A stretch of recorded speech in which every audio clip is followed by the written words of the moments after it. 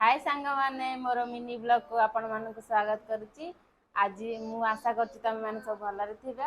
आज देख आशा कौन कौन बन खायापाई भिन्न खाଇବା दही पखाल, टमाटर चटनी, सोयाबीन भाजा, बीन्स आलू भजा, पोटल चटनी और पाचिला खटा। एबे टमाटर चटनी करिया केमती लागियो।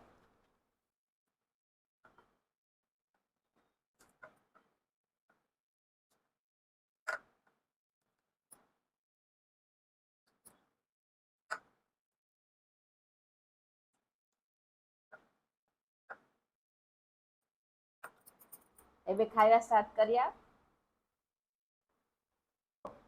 दही रे छुंक देकी पखाल करची।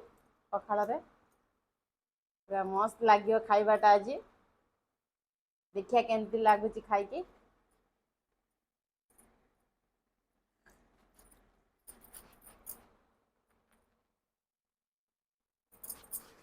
मस्त सहित टमाटर चटनी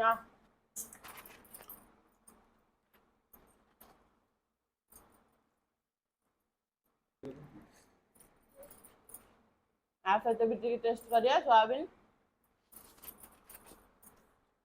पोटल चटनी।